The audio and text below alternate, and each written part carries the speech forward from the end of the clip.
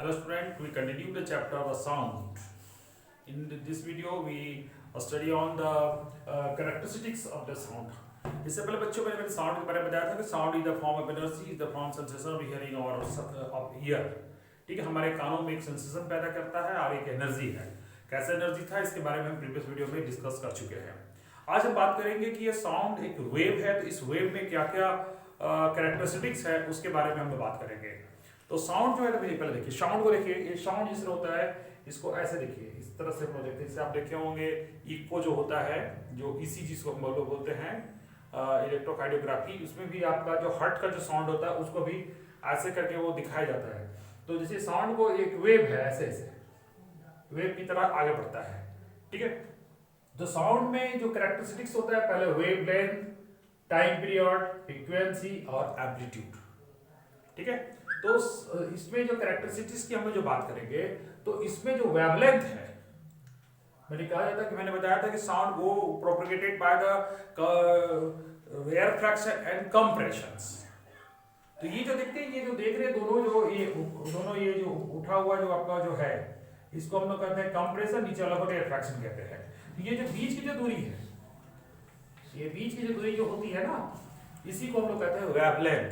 Wave मतलब तरंग, length मतलब उसकी दूरी, यानी वेव की लंबाई।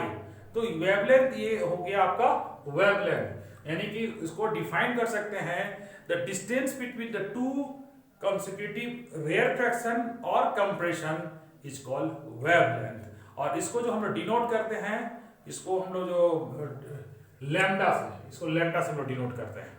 ठीक है, लैम्डा एक वैज्ञानिक का नाम था, साइंटिफिक नाम था, उसके नाम पर इसका हुआ। उसके बाद हम लोग बात करेंगे टाइम पीरियड। टाइम पीरियड का मतलब होता है the minimum time required, time required for minimum time required for complete one vibration और ऑसिलेशन।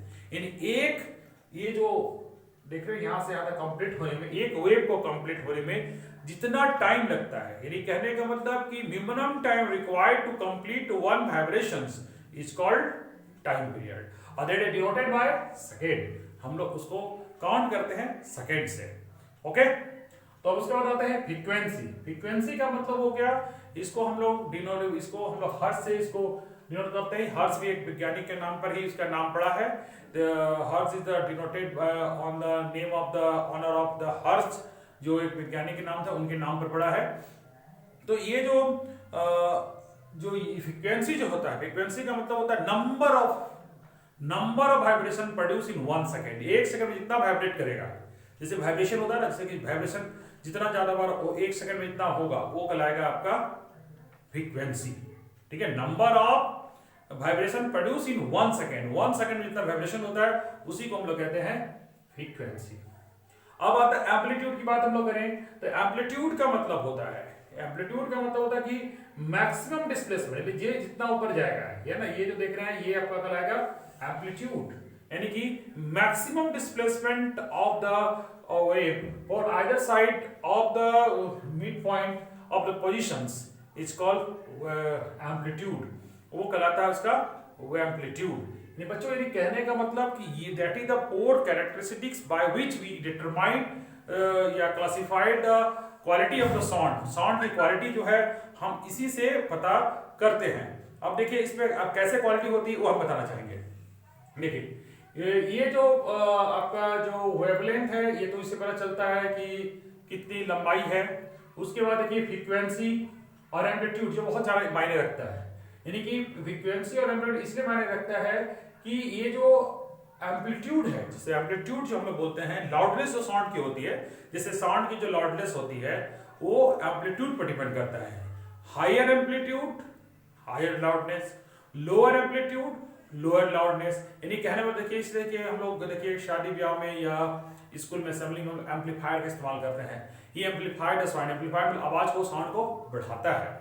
जैसे कि कहने मतलब आप उसको एक सिंपल वे से इस तरह समझ सकते हैं, ड्रम को जितना कस के मारा जाए, है ना, वो जितना नीचे जाएगा उतना वो साउंड ज्यादा प्रोड्यूस करेगा। जैसे देखते हैं जो असेंबली में जो बॉक्स होता है उसको जब हम लोग पीटते हैं, तो देखिए जितना ज्यादा पीटेंगे उतना ज्यादा साउंड आएगा, तो धीरे मारेंगे धीरे साउंड, कस के मारेंगे ज्यादा साउंड आएगा। यानी कहने का मतलब लाउडनेस डिपेंड ऑन एम्पलीट्यूड। उसके बाद हम लोग आते हैं फ्रीक्वेंसी, फ्रीक्वेंसी पर जो डिपेंड करता है साउंड का पिच, पिच जो हम लोग बोलते हैं वो, यानी कि higher frequency higher pitch, lower frequency lower pitch. Pitch में श्रिलनेस भी, सुरीलापन, देखिएगा कि जो फीमेल का वॉइस होता है वो श्रिलनेस होता है ना। जैसे कि आप लता मंगेशकर की आवाज सुनते होंगे तो उनका आवाज और अमिताभ बच्चन की आवाज दोनों डिफरेंट क्यों है?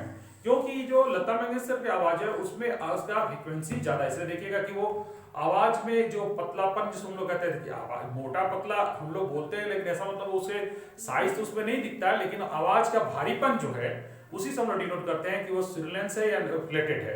तो ये जो श्रिलेंस है depend on frequency, higher frequency higher pitch या हायर श्रिलेंस, ठीक है। तो ये हो गई बात हमने किया। उसके बाद हम लोग कुछ और बात करते हैं। हम अब बात करना चाहेंगे आपको कि what is the speed of the sound. तो speed of the sound is equal to wavelength into frequency. अब क्या होता है कि इसको हम लोग स्पीड को छोटा u और इसको वेवलेंथ को लैम्डा और इस फ्रीक्वेंसी को छोटा v से हम लोग डिनोट करते हैं। अगर हम लोग लेट कर देते हैं, लेट द साउंड वेव का वेवलेंथ जो उसका डिस्टेंस कहलाएगा लैम्डा, ठीक है। और जो टाइम टेकन जो होता है, जिसको टाइम पीरियड जो बोलते हैं उसको टाइम बराबर टी। तो हम लोग जो आपको मैथमेटिक्स में जो पढ़े हैं स्पीड बराबर डिस्टेंस बटे टाइम, या डिस्टेंस होगा लैम्डा और इसका टाइम पीरियड हो गया टी, ठीक है। और हमने बताया था कि number of vibration produce in 1 second is called frequency. यहाँ फ्रीक्वेंसी छोटा v से डिनोट करते हैं, 1/t होगा, यानी कि t टाइम में 1 से अगर डिवाइड कर देते हैं 1 सेकंड में, मैंने बोला जितना वो करेगा वो कहलाएगा फ्रीक्वेंसी। तो मान लेते हैं कि वो 1 सेकंड में जितना करता है उसको t से डिवाइड कर देते हैं। t टाइम पर अगर पूरा कोई करता है तो 1 सेकंड में जितना करता है वो लिख लेगा, वो कहलाएगा उसका फ्रीक्वेंसी। तो यहाँ हम लोग यहाँ लिखेंगे छोटा u by lambda by t, तो इसको हम अलग करेंगे तो 1/t आएगा और 1/t की जगह हम फ्रीक्वेंसी को कर सकते हैं। तो ये प्रूफ हुआ कि speed of the sound equal to wavelength of frequency. इसलिए देखिएगा साउंड का जो दूरी जाने का होता है, कोई साउंड कितना दूरी पर जाएगा ये डिपेंड करता है उसके वेवलेंथ पर और उसके फ्रीक्वेंसी पर। तो बच्चों आज की वीडियो हम इतना ही जाना और नेक्स्ट वीडियो में हम लोग कुछ और साउंड के बारे में जानेंगे।